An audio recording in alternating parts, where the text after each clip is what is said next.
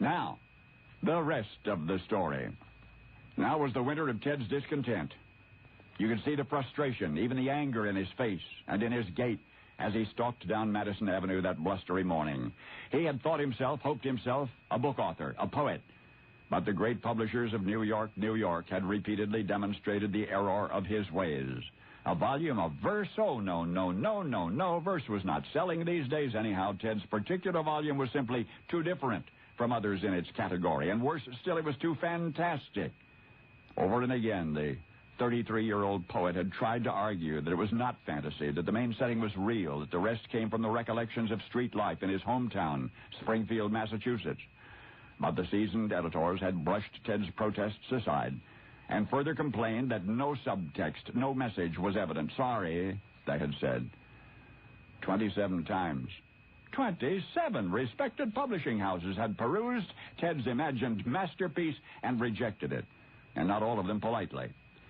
So, off down Madison Avenue, the would-be author marched on that confounding morning of his 27th rejection, the now universally hated manuscript clamped angrily under one arm. "I have plans for you," Ted exclaimed almost aloud.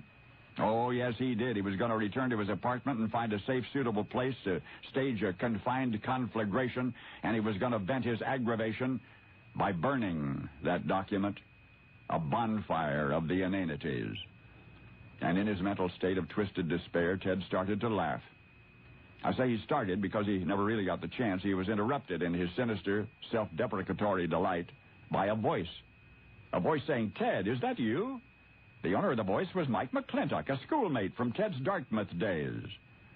The latter choked on a nicety or two before Mike asked, "What's that under your arm?" Ted replied what it was and what lay in store for it. Mike seemed to ignore the remark. He said, "We're standing outside my new office." He said, "Why don't you come on up and take a look?" Well, Mike's new office, the establishment by which he had been hired only 3 hours earlier, was Vanguard Press, a publisher, and more significant, a publisher Ted had somehow overlooked. And more significant, a publisher whose president, James Henley, was just then plotting a new publishing strategy to purchase and promote what other prominent publishers were rejecting. That's right, like Ted's book. And you have guessed the rest. Ted did get published. And he got famous. And later he would marvel, if I'd been going down the other side of Madison Avenue that morning, I'd be in the dry cleaning business instead. For once upon a grotesque disappointment, in the winter of 1937, following an intolerable 27 turndowns by the high priests of the publishing industry of New York, there was a little volume on the verge of incineration entitled, "And to Think That I Saw It on Mulberry Street." And that was followed by Horton Hatches the Egg. And that was followed by How the Grinch Stole Christmas. Then came The Cat in the Hat and Green Eggs and Ham and The Lorax. Of course, you know their creator is Ted Geisel. You know him by his pen name, Dr. Seuss. Only now you know the rest of the story. And now, the rest of the story. Dr. Seuss was one of my favorite childhood authors, and I'm happy to see my 5-year-old son enjoying the same stories that I grew up on. It was in 1937 that Ted's manuscript was rejected by 27 publishing houses, as Mr. Harvey explained. He mentioned that had Ted been walking on the other side of the street that fateful morning, he might have ended up in the dry cleaning business. But there's much more to Ted's rise to fame and fortune. And before you start feeling sorry for Ted, let's take a closer look at the enigmatic Dr. Seuss. Theodore Seuss Geisel was born in 1904 and grew up in this house behind me in Springfield, Massachusetts. His parents were Theodore Robert Geisel and Henrietta Seuss. Her maiden name was Seuss. But why did Ted, as Mr. Harvey called him, go by the pen name Dr. Seuss? Well, after high school, Ted attended Dartmouth College. While there, 2 important things happened which shaped his future. He joined the Sigma Pi Epsilon fraternity, and he worked for the humor magazine Dartmouth Jack-O-Lantern, where he signed his work as Ted Geisel. While at Dartmouth, Ted and 9 of his fraternity brothers were caught drinking gin in his dorm room. Now, this was during Prohibition, when possessing alcohol was illegal. As a punishment, the dean forced Ted and his 9 fraternity brothers to resign from all extracurricular activities.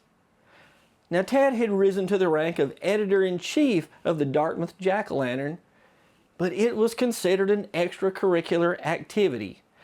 Ted had to resign. Well, sort of. Ted Geisel resigned from the magazine. From that point on, there was a conspiracy among the workers at the magazine.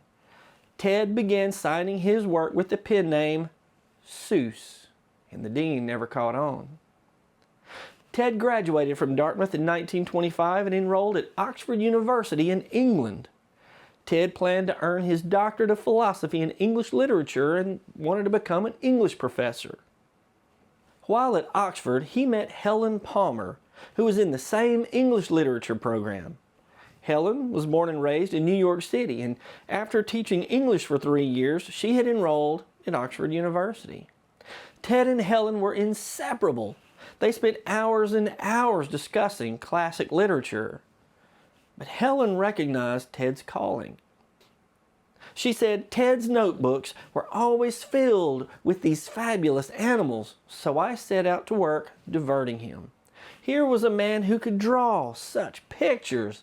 He should be earning a living doing that. In February 1927, Ted and Helen left Oxford. They married later that year. Ted pitched several cartoons to magazines, but they weren't immediately impressed. Finally, the Saturday Evening Post bought this drawing for $25. Now, adjusted for inflation, that would be about $450 in today's money. It appeared in the July 16th, 1927 issue. Now, I want to point out here that Ted did not use his pen name, but included the line, drawn by Theodore Seuss Geisel. This shows that Ted had not yet settled on the Dr. Seuss pen name. That $25 sale gave Ted the confidence he needed, and he and Helen rented an apartment in Manhattan's Upper West Side, New York City. In the fall of 1927, Ted began working as an illustrator and writer at the humor magazine called Judge. His first work with the magazine, entitled Latest Scientific Invention, was unsigned by Ted, but it has all the hallmarks of his work. In a 1928 issue, Ted had a full page entitled The Appalling Increase in Animal Smuggling. This time, Ted used the pen name Dr. Theophrastus Seuss. Now see, we're getting closer to Dr. Seuss. In late 1927, Judge magazine published one of Ted's illustrations with a joke about a popular bug spray at the time called Flit. Here, Ted signed his illustrations as Seuss. Ted's illustrations came to the attention of Standard Oil of New Jersey, the company which manufactured Flit bug spray. In 1928, Standard Oil hired Ted to create an advertising campaign for Flit. "Quick, Henry the Flit" became a popular catchphrase. This Flit ad was signed Dr. Seuss. The Flit ad campaign, which ran from 1928 to 1941, led to fame and fortune for Ted. His illustrations appeared regularly in magazines such as Liberty, Life, and Vanity Fair. Ted's work in advertising, along with his magazine submissions, made him wealthy. He and Helen moved from the rented apartment to Manhattan's exclusive Park Avenue. They even employed a live-in cook. Ted and Helen traveled extensively, and by 1936, they had visited at least 30 countries. Wow. Ted said that he got a lot of his ideas from his travels. One of my favorite Dr. Seuss quotes comes from his children's book, Oh, the Places You'll Go, in which he said, "You have brains in your head, you have feet in your shoes, you can steer yourself any direction you choose."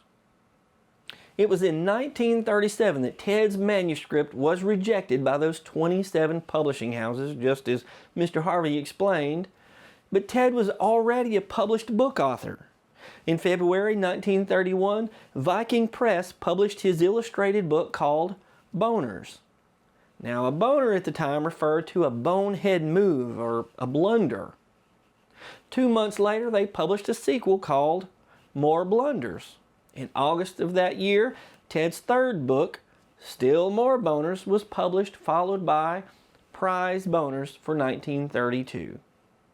In 1941, the 4 books were compiled into a single book called The Pocket Book of Boners.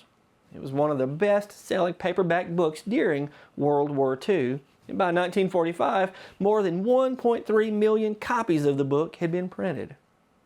So why in 1937 would 27 publishers turn down Ted's manuscript entitled A Story No One Can Beat?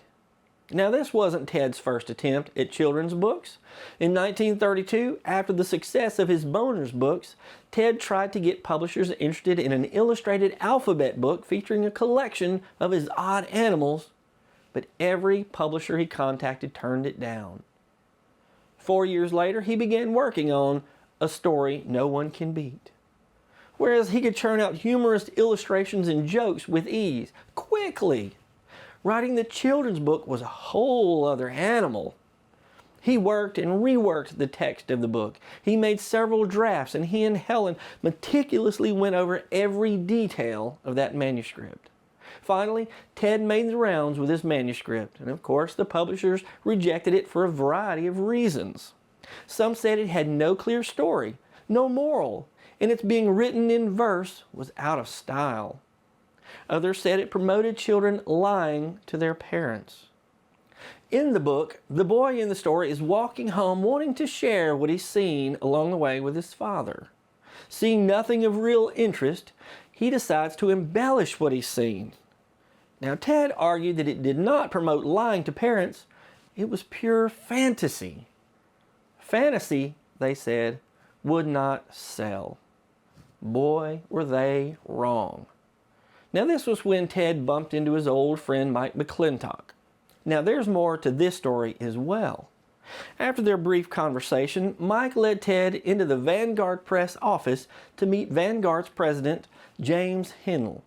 Now, James Hennell agreed to publish Ted's manuscript under one condition, that he change the title from A Story No One Can Beat to And to Think I Saw It on Mulberry Street. As a thanks to McClintock, Ted changed the name of the lead character to Marco, the name of McClintock's son, and dedicated the book to McClintock's wife. Within 2 years, all 15,000 copies had sold. The book continued to sell well as originally published for 41 years. But in 1978, Ted agreed to a couple of slight revisions in the book. He agreed to alter the name of a character near the end of the book from Chinaman to Chinese man because Chinaman was considered offensive at the time. Ted also agreed to remove the character's yellow-colored skin and his pigtail. You see, when the book was originally published, China was seen by most Americans as an enemy. A plethora of cartoons in the first half of the 20th century depicted Chinese people in ways that we now consider to be racist. Now, Ted denied multiple requests from feminists to change the line in the book. Say, anyone could think of that. Jack or Fred or Joe or Nat. Say, even Jane could think of that.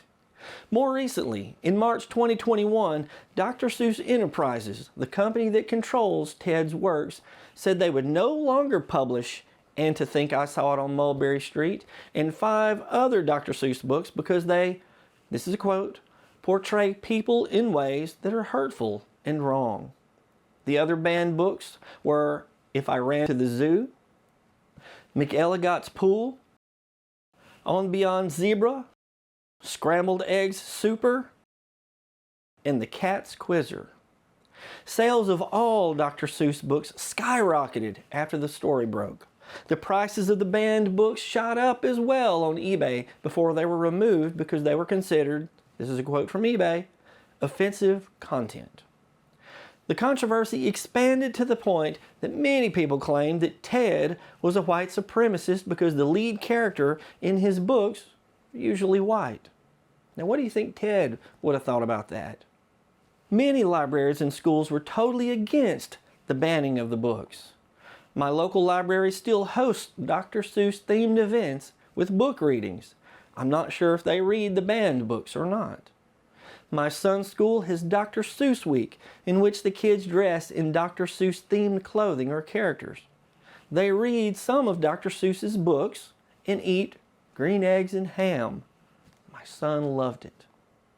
Rather than having books which are now considered politically incorrect made unavailable, shouldn't we use them to show how times have changed, that we've grown as a civilization, that we try to treat our fellow humans with respect? I can't believe I'm even saying this in the 21st century, but we shouldn't ban books. We should learn from them. Now let's take a look at And to Think I Saw It on Mulberry Street.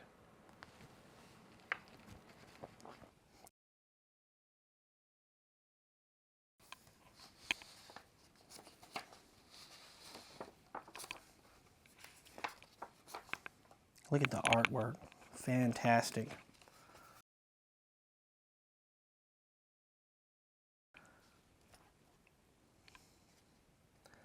And to Think That I Saw It on Mulberry Street by Dr. Seuss. New York, the Vanguard Press. Here is where he dedicated the book to McClintock's wife, Helen McSee, mother of the one and original Marco.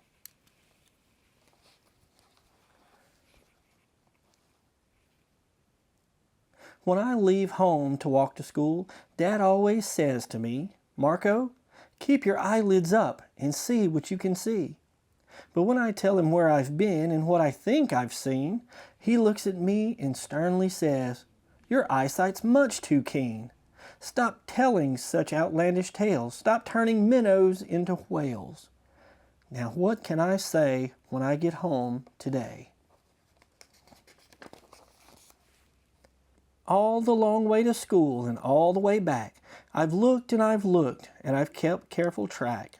But all that I've noticed, except my own feet, was a horse and a wagon on Mulberry Street. That's nothing to tell. That won't do, of course. Just a broken down wagon that's drawn by a horse. That can't be my story. That's only a start. I'll say that a zebra was pulling that cart. And that is a story that no one can beat when I say that I saw it on Mulberry Street. See here, that was the original title of the book, Story That No One Can Beat. Yes, the zebra is fine, but I think it's a shame. Such a marvelous beast with a cart that's so lame. The story would really be better to hear if the driver I saw were a charioteer. A gold and blue chariot, something to meet, rumbling like thunder down Mulberry Street. No, it won't do at all. A zebra's too small. A reindeer is better. He's fast and he's fleet, and he'd look mighty smart on old Mulberry Street. Hold on a minute. There's something wrong. A reindeer hates the way it feels to pull a thing that runs on wheels. He'd be much happier instead if he could pull a fancy sled. A reindeer and sleigh? Say, anyone could think of that. Jack or Fred or Joe or Nat. Say, even Jane could think of that. But it isn't too late to make one little change. A sleigh and an elephant, there's something strange. I'll pick one with plenty of power and size, a blue one with plenty of fun in his eyes, and then, just to give him a little more tone, have a Raja with rubies perched high on a throne. Say, that makes a story that no one can beat when I say that I saw it on Mulberry Street.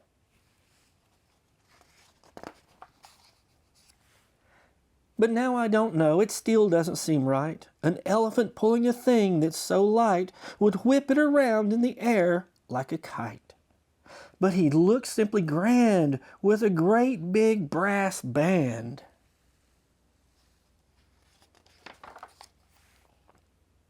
A band that's so good she'll have someone to hear it, but it's going so fast that it's hard to keep near it. I'll put on a trailer, I know they won't mind, if a man sits and listens while hitched on behind. But now, is it fair? Is it fair what I've done? I'll bet those wagons weigh more than a ton. That's really too heavy for a load for one beast. I'll give him some helpers. He needs two at least.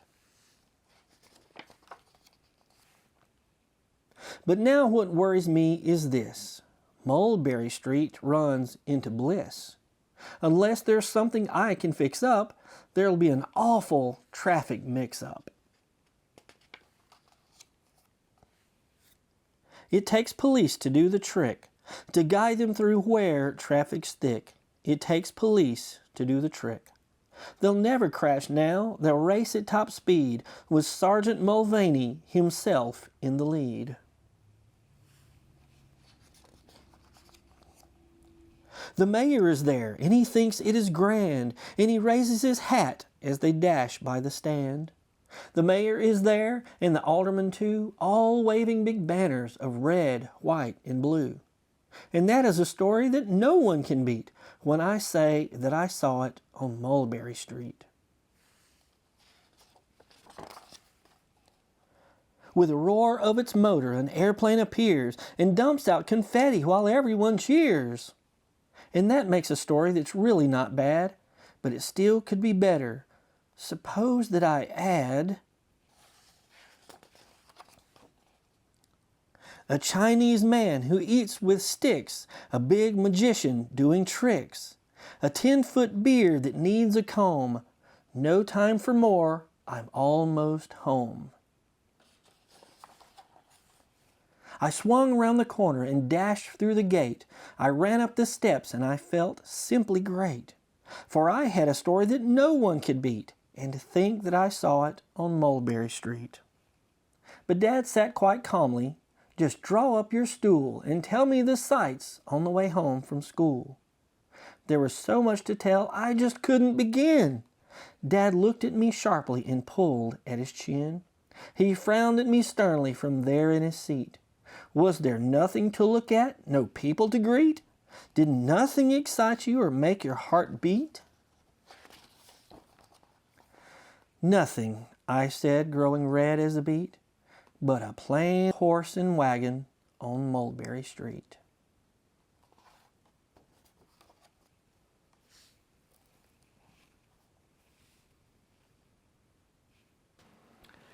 So what did you think about the story?